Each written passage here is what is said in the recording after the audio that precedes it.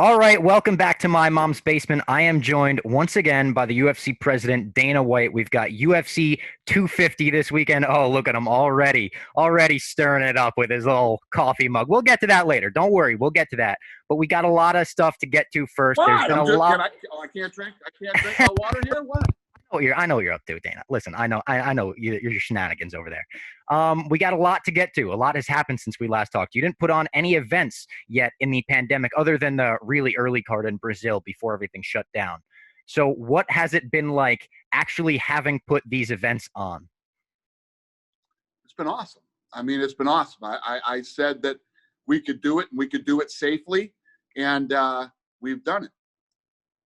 You have, and a lot of the media came at you for that, and you got into the dispute with everyone. You got into the dispute with your boy John Oliver, which again, like another, I'm like, Jesus Christ, with the guys that look like wimps going at Dana. You can't give me one musclehead going at you. But don't worry, listen, I'm doing push-ups, so the next time you call out the wimps, you won't even have to clarify that. You're not talking about me.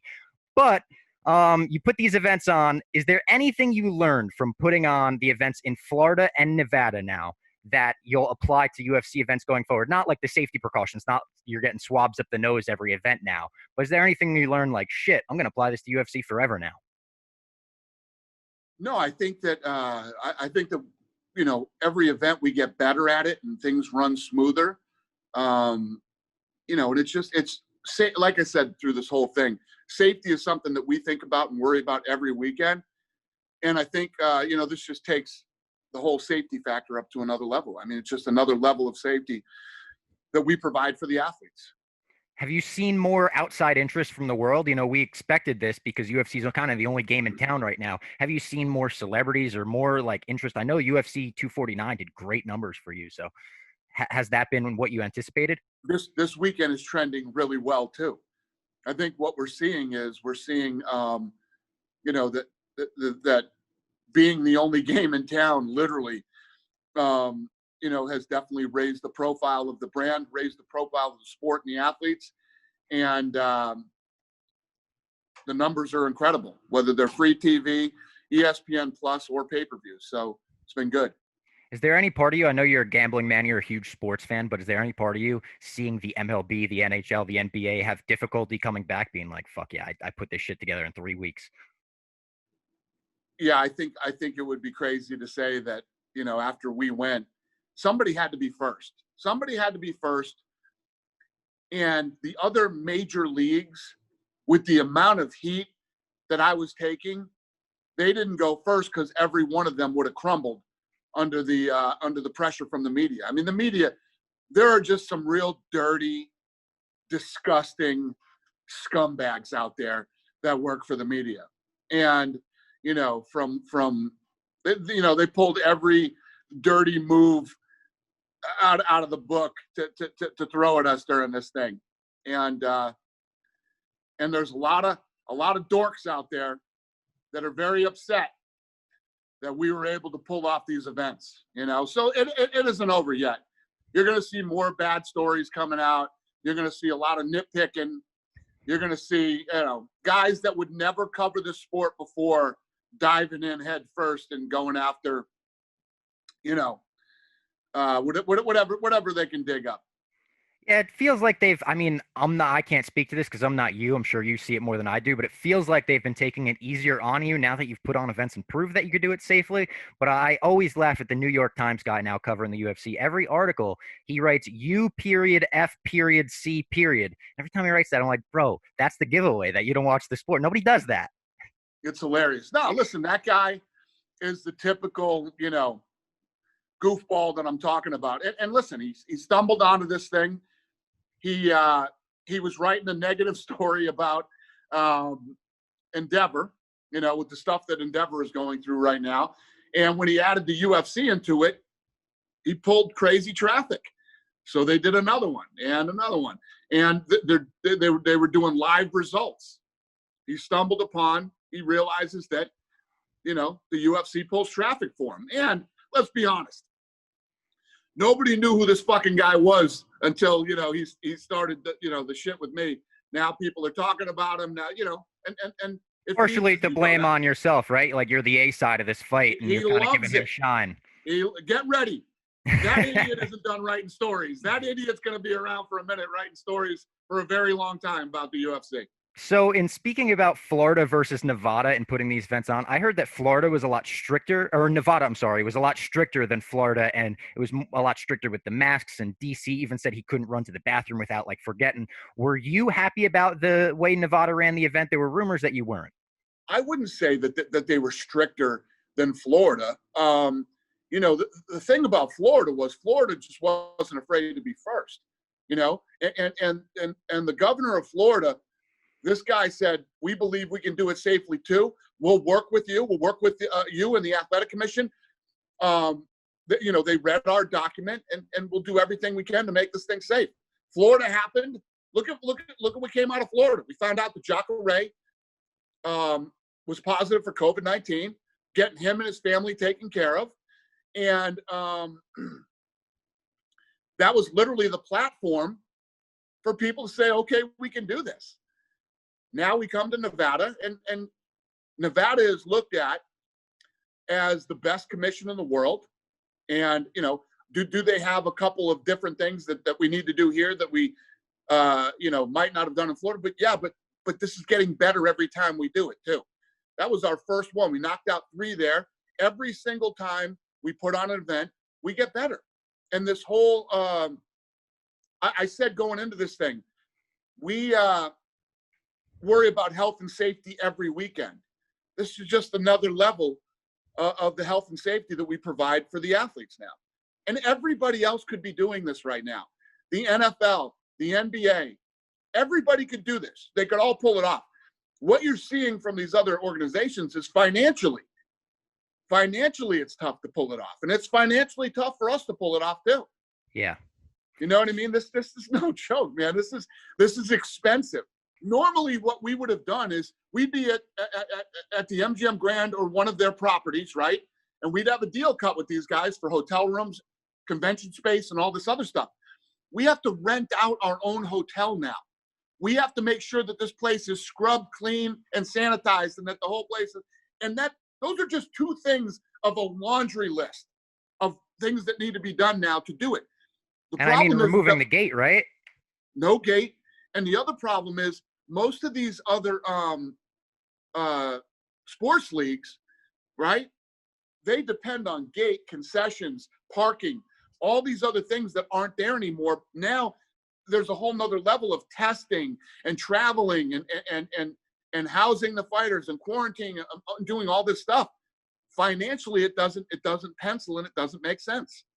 Yeah, one more thing I want to talk about before we get to UFC 250. I saw some complaints from fans and media, and you've even been outspoken about judging throughout the years. There were some weird judging cards in Florida, right? Is there any steps that the UFC is taking or can take to improve this? I know people have suggested open scoring, the half-point system, widening the mass of judges so we can improve on this. It's been an issue in boxing forever. What can we do to improve on that? I agree with you. And I don't always agree with the refs either. I think fights should be stopped sooner, or that fight was stopped too soon. And there's always going to be problems. But as a fan right now, to be bitching about anything, okay, you are out of your minds. If you know the level of things that we're dealing with, think about this. No other sports, the NFL, Major League Baseball, none of these other guys are going right now. Nobody's going. No other fight promoters are putting on fights right now. We're it. You know what I mean? So we have so much on our plate right now. What you guys need to be complaining to and bitching to is the athletic commissions in these states and saying, how could this be done? Tell us how this fight was scored. How could you score it for this person or that person? That's the athletic commission. And our commitment is always to make sure that we have the best judges, the best referees, because I don't want to see any of these people get screwed over either, that have trained so hard, worked so hard. And unlike other sports, one loss is a big deal in the fight business. Yeah. So it's always something that's important to us, but that is one of the things that is very hard for us to control. We are regulated by the athletic commission, and I got a lot of fish to fry right now. I figured, listen, I know it's not on you. I know it's on the athletic commission. We'll put on that on the back burner. Maybe a year from now, when we're not in the middle of a pandemic, we'll be like, listen, how can we step in, help this out? Let's talk UFC 250. We got it on Saturday. Amanda Nunes, the GOAT in the main event, defending her title against Felicia Spencer. I think it goes without saying at this point, if Amanda Nunes is fighting, you should be buying the pay-per-view, because the manner in which she finishes her opponents is fucking crazy. I know we said it in actually the tour of your office, in that very room you're sitting. We were talking about how crazy Amanda Nunes has been, and she's kept up the run until then. So if there's anything you want to add there, you can add it. But Amanda Nunes goes without saying at this point. The GOAT, I put her at Brady status. I think that she's gotten to a point where, she has such an incredible resume, who's on it, how she beat him, and she's a double champion, and she just continues to break records and set the bar so high that it's going to be hard for other people to break her record. She will go down as one of the greatest mixed martial artists of all time, and she will go down as the greatest female fighter ever in all combat sports. I agree with you. Two other guys fighting on this card, two friends of the program that have been on the show that I really like, that kind of look like brothers if they went down very different paths. Chase Hooper and Sean O'Malley. I love these guys. They're both great prospects. And I've heard you talk about how the UFC pretty much saw pretty early on these guys could be stars and we could build these guys into stars. They've kept up their winning streaks, right? They keep going. What do you think, other than wins on Saturday, they can do to add to their superstardom? Well, it's funny when you say that. So the Contender Series, 5.5 million people watched Hooper's fight. 4.5 million watched Sean O'Malley's fight. So both very popular guys, and both have the ability to become big stars, exciting fighters. And Saturday night's a big night for both of these guys. Alex Caceres is no joke. This guy is a true veteran who has seen it all, done it all, fought them all. From the backyard Kimbo fighting to the UFC. And the kid did a stint on The Ultimate Fighter, too. He could not be more polished, seasoned, and have more experience. Same thing for Eddie Wineland with Sean O'Malley. He's done it all, seen it all, been there. And these guys are taking on two true vets. And it's going to be very interesting to see how they come out on Saturday. Wins over these guys is a big step in the right direction in their UFC careers.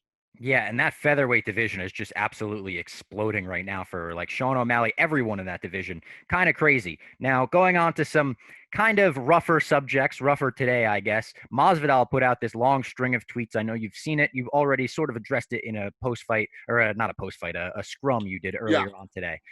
Do you have anything more to add to that now that you've kind of sat with it for a few hours? He's tweeting about not getting paid enough is essentially what his thing is. He's saying, I'm not getting paid enough. ESPN is screwing me. I've never been screwed like this before, and I fought in backyards. What do you have to say to Jorge Masvidal? That's hilarious. He's never been screwed like this, and he fought in Do you want me to? I could read you the word for word tweet. I pulled it up here. I don't even listen. Apparently, he's not a fan of facts. Okay, he said that I bought an island. For the zillionth time, I did not buy an island. We cut a deal for us to be able to put on international fights during a pandemic when nobody else is going, so that these athletes can continue to perform and make a living. Okay. Number one. Number two, we're in a pandemic. All these other sports right now are negotiating with their athletes to take less pay. Never have we ever in the history of this company asked a fighter to take less pay. Okay. We're figuring out our end of the deal. We're doing what we got to do. I just told you that there's financial burdens on this company right now too, but you don't hear me bitching about that. You don't hear me going, oh no, I don't know how I'm going to do this and that. It's my job. My job is to figure that out. And that's what we're doing. And we're moving forward through this pandemic. Everybody wants more money. That's human nature. And yeah, listen, at the end of the day, if he doesn't want to fight, he doesn't have to fight. I owe him 3 fights a year per his contract. I will continue to offer him fights. And if he wants to turn them down, he's more than welcome to. And it seems like the fight that you want in that division, or everyone would like to see in that division, is him versus Kamaru Usman, right? Obviously. And I saw Masvidal teasing a Nate Diaz rematch on Twitter, and then Usman came out and Ali Abdelaziz came out, and they said, listen, if he gets the Nate Diaz fight, we're going to request Dana White gives Conor McGregor the title. And it kind of all became this mess, right? It was a dust cloud. How do you feel I think about? everybody's been sitting at home for too long, and everybody's Yeah, losing their minds right now. You know, we're going into our 5th event this weekend, and I said this earlier. We told everybody with this pandemic going on, if you're uncomfortable fighting and you don't feel safe, whatever your reason is, you don't have to fight. He doesn't have to fight, but I have to offer him 3 fights a year. I have to offer all these guys 3 fights a year. You've been offered. If you don't want to fight for whatever reason it is, coronavirus, we're not paying you, this, that, whatever your reason is, we have a contract together, and I owe you 3 fights a year, and you can say yes or no. so you anticipate maybe Gilbert Burns then getting that shot against Kamaru Usman if Jorge Masvidal, if the deal does not get done? Gilbert Burns wants to fight. Yeah. Gilbert Burns will not stop asking us for the fight. He's chomping at the bit for the fight. Gilbert Burns is going to come out of this thing a friggin' superstar. When I say this thing, I mean this pandemic. I mean, this guy, first of all, look at the type of fighter he is. You know, well-rounded, can take the fight anywhere the fight goes, and is hungry, starving to fight. Those are the, listen, we're lots of people right now, professional athletes are not playing, are not getting paid, are not doing this and that. You know, people are out of work right now. Tons of people are out of work. People are losing their minds. The whole world's going crazy. A guy like Gilbert Burns will thrive in this environment right now. And people will get behind him and love a guy like that. Yeah, absolutely. Now, before we get you out of here, I know we're short on time. I want to talk about a few retirements really quick. We saw Henry Cejudo retire. We saw John Jones basically threaten to retire, relinquish his title, right? It kind of felt like, once again, it was a similar contract negotiations, and then that Francis Ngannou fight went wrong, and he says, all right, screw it, I'm retiring. We've seen fighters do that before. We've seen Conor McGregor do it, I think, 2 or 3 times before. And one of my favorite all-time Dana White moments was you sent that text to Brett Okamoto. Oh, yeah, I wish him well in his retirement. You know, he's got enough money. You know he wasn't retiring, Dana, just like you know John Jones isn't retiring. Do you buy that Henry Cejudo is retiring? Henry, listen, I'm going to tell you this. Henry Cejudo had been talking about retirement many times before. Everybody thought that it was a big, you know, negotiation stunt the night that he did it. But he had been talking about retiring before that. Guy's been a professional athlete forever. And I think the thing to really focus on here when you talk about this, he had enough money to retire. Can you retire right now? No, I wish I could. Can you go in and tell Dave, go fuck yourself, Dave, I retire? No. He I can can't. see the first part, but he would probably say, go fuck yourself to me too, and it would not be good. Cejudo has the money to retire. John Jones has the money to retire. And I'm here, you know, even Masvidal. Masvidal's made some good money since he's gone on this little run he's on. And I heard he's hooked up with some liquor guys, and he's making good money.